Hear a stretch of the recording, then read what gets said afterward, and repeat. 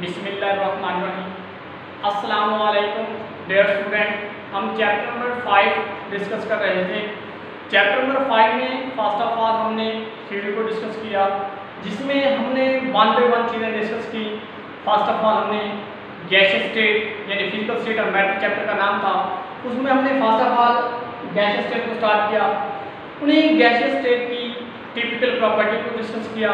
उसके बाद हमने लिक्विड स्टेट को डिस्कस किया, लिक्विड स्टेट की टिपिकल प्रॉपर्टीज को डिस्कस किया। उसके बाद हमने डिस्कस किया सॉलिड स्टेट को, सॉलिड स्टेट की भी टिपिकल प्रॉपर्टी डिस्कस की, उसके साथ टाइप ऑफ सॉलिड स्टेट। ठीक है, मैंने आप लोगों को लास्ट लेक्चर में ही बताया था कि इस चैप्टर में बहुत इंपॉर्टेंट लॉ कौन से बनते हैं। आज हमने इस चैप्टर के एमसीक्यूज करने हैं। इसके टोटल एमसीक्यूज 11 है। Chapter number 5 page number 93, chapter number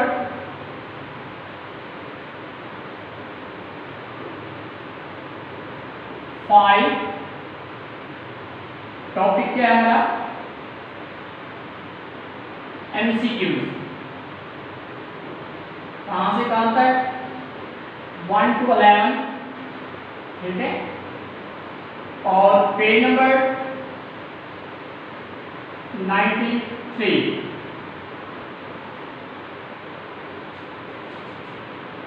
chapter number 5, topic MCQ. 1 to 11 MCQs हैं, पेज नंबर 93।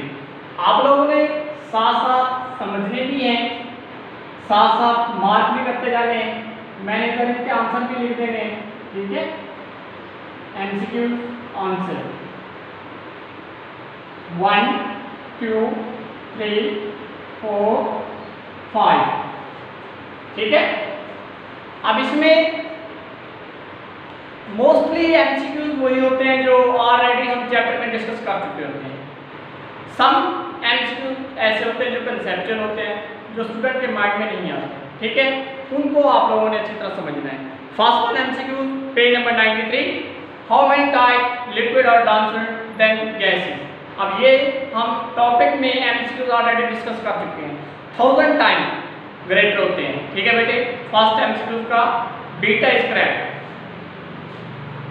फर्स्ट एमसीक्यू का बीटा इज करेक्ट। उसके बाद हम सेकेंड एमसीक्यू की तरफ चलते हैं। Gases are the lightest form of matter and their densities are expressed in term of.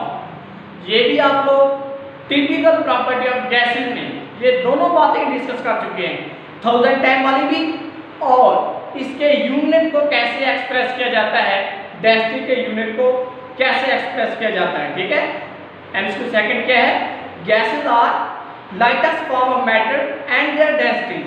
आप लोगों को पता है, आप लोग ऑलरेडी जानते हैं, रो इज इक्वल टू मैस और वॉल्यूम, ठीक है। उन्होंने जस्ट ये नहीं पूछा, आप इस तरह भी कर सकते हैं, मैस किलोग्राम और volume metre cube.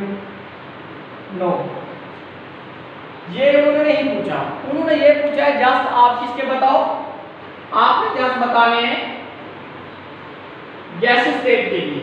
Gaseous state के लिए हम ये यूज नहीं करते, हम ग्राम डेसीमीटर क्यूब, ठीक है, वो यूज करते हैं। यानी सेकंड एमसीक्यू का आंसर 40 इज करेक्ट, ग्राम पर decimetre cube. 40 MCQ is correct. Third,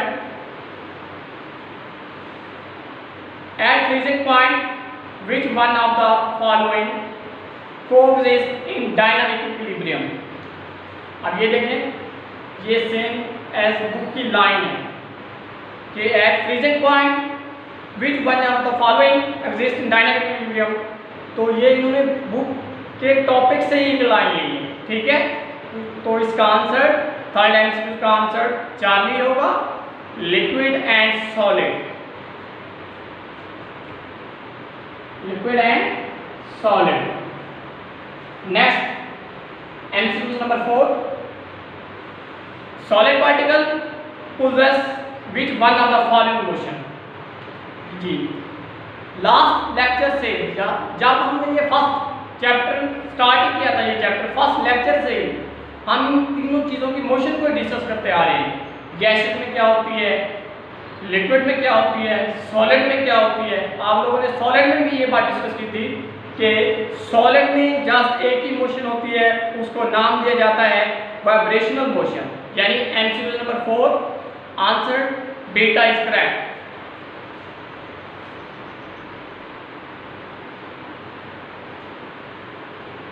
उसके बाद MCQ number 5 which one of the following is not amphoteric. अब ये बहुत ही इंपॉर्टेंट, शॉर्ट भी था, लॉन्ग भी था। Differentiate between amphoteric and crystalline solid. मैंने आप लोगों को डिफरेंस के साथ ही राइट करवाया था। जब भी डिफरेंस की बात आ जाए, एक साइड पे वन थिंग, सेकंड साइड पे दूसरी थिंग, ठीक है। इस तरह नहीं करना होता। एक पेज के ऊपर भी आप लोग ऊपर लिख दे मॉस्फोरिक्स, नीचे लिख दे क्रिस्टलाइन, नॉट गुड इफेक्ट, ठीक है। आप लोगों ने मिड में लाइन लगाए पेज के, एक साइड पे मॉस्फोरिक्स, सेकंड साइड पे क्रिस्टलाइन, ठीक है, या फिर एक साइड पे क्रिस्टलाइन, सेकंड साइड पे मॉस्फोरिक्स, ठीक है। अब उन्होंने ये पूछा कि इसमें कौन सा एमॉर्फस नहीं है। एमॉर्फस आप लोग जानते हैं, गिलास भी एमॉर्फस है, प्लास्टिक भी एमॉर्फस है, रबर भी एमॉर्फस है। Just one thing is that glucose is not amorphous, ठीक है। तो 5 एमसीक्यूज का answer is delta is correct.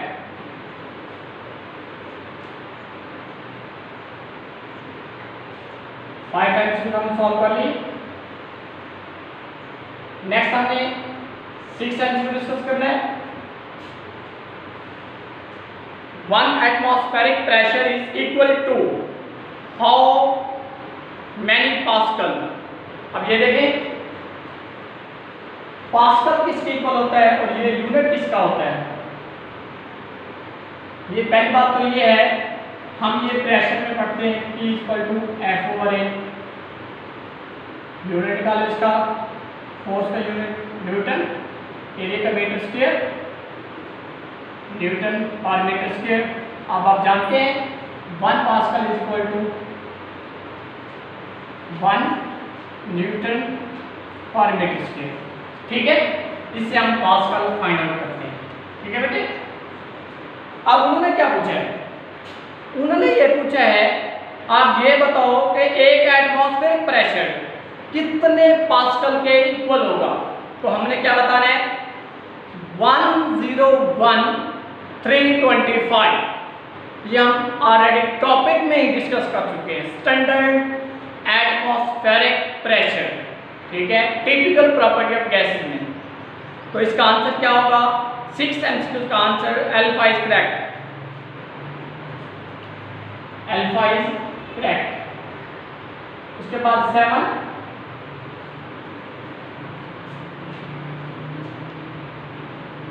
in the evaporation process liquid molecule which leave the surface of the liquid have। पहली बात तो ये है कि evaporation क्या है, the process in which liquid molecule change into gaseous state, यानी liquid change gaseous state। अब ये बात कैसे हुई कि लिक्विड गैसेस में चेंज होता है, जैसे आप उसे हीट करोगे लिक्विड के मॉलिक्यूल एवापोरेट होंगे, हीट अब्जॉर्ब करेंगे, वो हाई एनर्जी में चेंज हो जाएंगे। जैसे ये हाई एनर्जी में चेंज होंगे, ठीक है, जैसे ये हाई एनर्जी में चेंज होंगे तो अपनी ये प्लेस छोड़ देंगे, एवापोरेट हो जाएंगे, ठीक है। जैसे वो एवापोरेट हो जाएंगे इट मीन दैट उनकी एनर्जी लो नहीं है, बल्कि उनकी एनर्जी क्या हो गई है, हाई हो गई है as compared to remaining molecule, ठीक है। तो इसके लिए 7 एमसीक्यू का answer 40 correct, very high energy.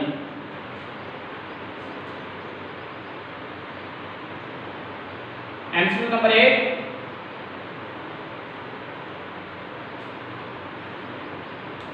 Which one of the following gas diffuse for test.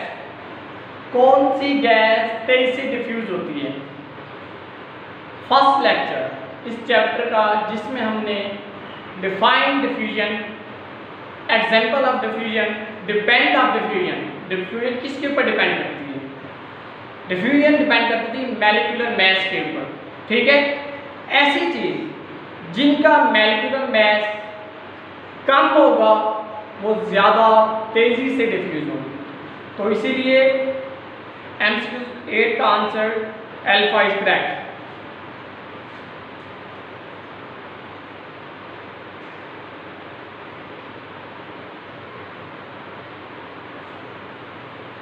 MCQ number 9,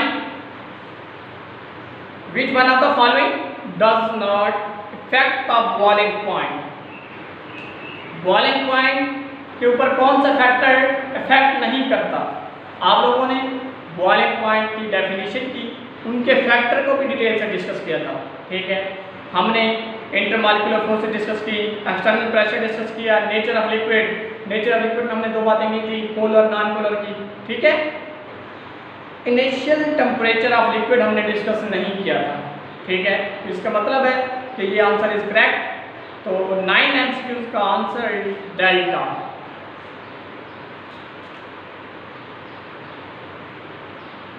MCQs,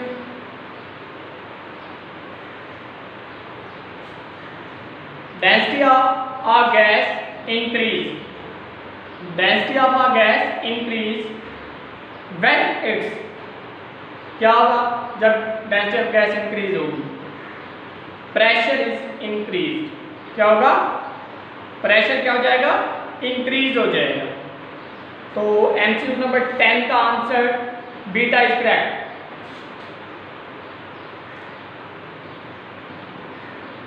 next MCQ number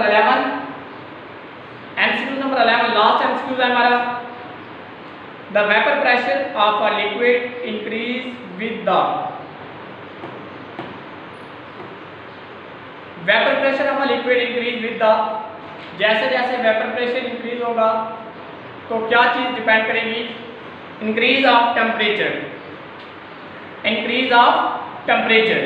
हमने वेपर प्रेशर को डिस्कस किया था, उसके साथ हमने ये बातें डिस्कस की थी कि increase of temperature, vapour pressure बढ़ेगा उसके साथ टेम्परेचर भी इंक्रीज होगा।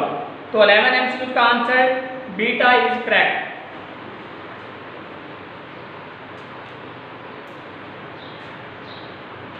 ओके, हमने लेक्चर नंबर 16 डिस्कस किया, chapter number 5, topic MCQ, page number 93। MCQ total कितने हैं? 11 है।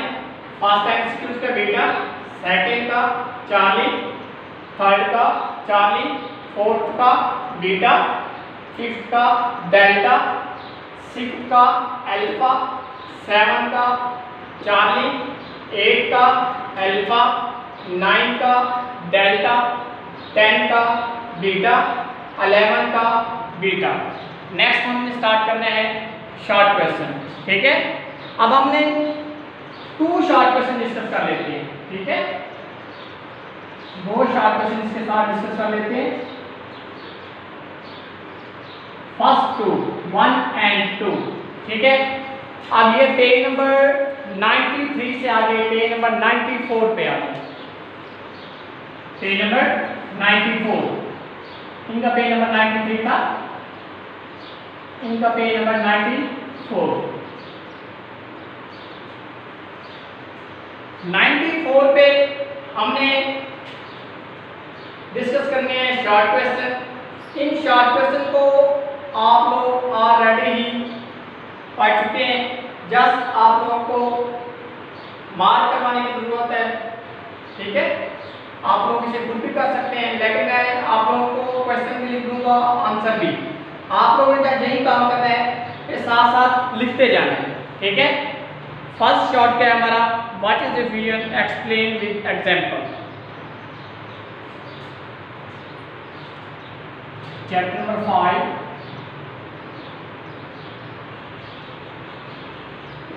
एक्सरसाइज के शॉर्ट। फर्स्ट 2 हमने करने। Question number 1, what is diffusion? What is diffusion? Explain with example, explain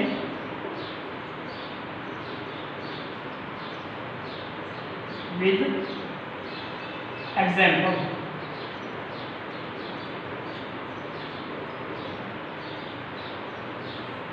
first question क्या हमारा, what is diffusion, explain with example.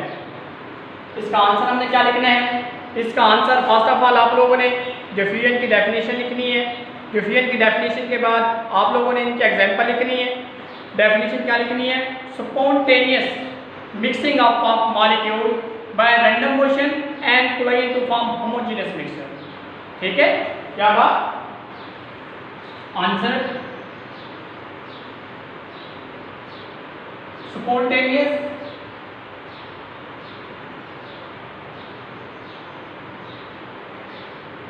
mixing of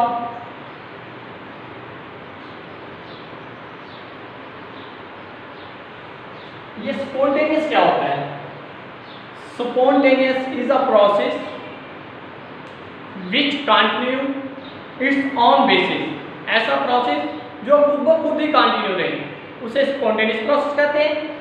second होता है नॉन स्पॉन्टेनियस, ऐसा प्रोसेस जिससे हम एक्सटर्नल हीट दें, अपने सोर्स से उसे चलाएं, ठीक है, उसे कहेंगे नॉन स्पॉन्टेनियस प्रोसेस। ठीक है, इन्होंने डिफिजन में कहा है कि स्पॉन्टेनियस मिक्सिंग ऑफ मॉलिक्यूल, ठीक है, bye random motion, spontaneous mixing of molecule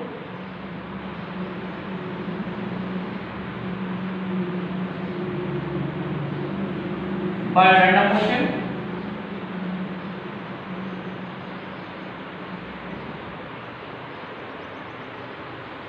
random motion आप लोगों को पता है, हम typical property of gases discuss कर रहे हैं, तो गैसेस की मोशन ही ऑलवेज क्या होती है, रैंडम मोशन होती है। ठीक है, colliding to form homogeneous mixture,